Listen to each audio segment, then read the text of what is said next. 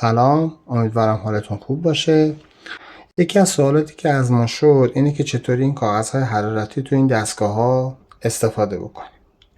قبلا هم گفتیم پای تخرج تنها عرضه کننده رول های حرارتی رنگی ساده و پشت چسبدار برای دستگاه مینی پرینتر، پرینتر جیبی و پرینتر خرگوشی است. این کاغذها رو اگه بخوایم توی دستگاه استفاده بکنیم، روش استفادهش به این شکل: درب دستگاه رو باز میکنیم. این قسمت رو میتونید تو بذارین کنار، اصلا نیازی نیست توی بعضی از دستگاه استفاده بشه.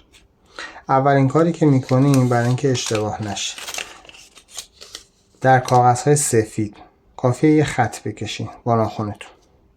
نکنین خود دستگاه داره یه قسمت غلطک و یه قسمت لنز هست.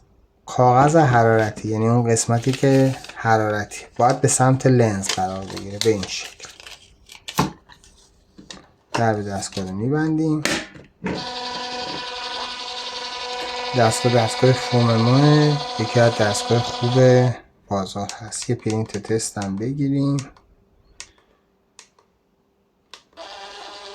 به این شکل.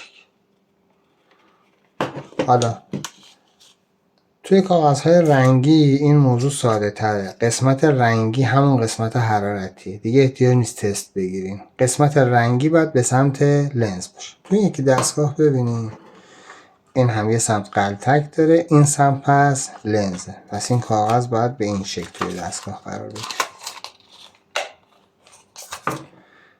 یه تست هم از این میگیریم.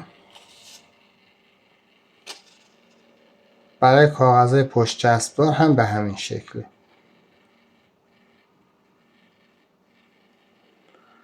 اگر راجع به این موضوع سوالی دارین، پرسشی دارین، توی کامنت ها حتما با ما در میون بذارین، بهشون پاسخ میدیم یا در موردشون ویدیو درست میکنیم. امیدوارم موفق باشین.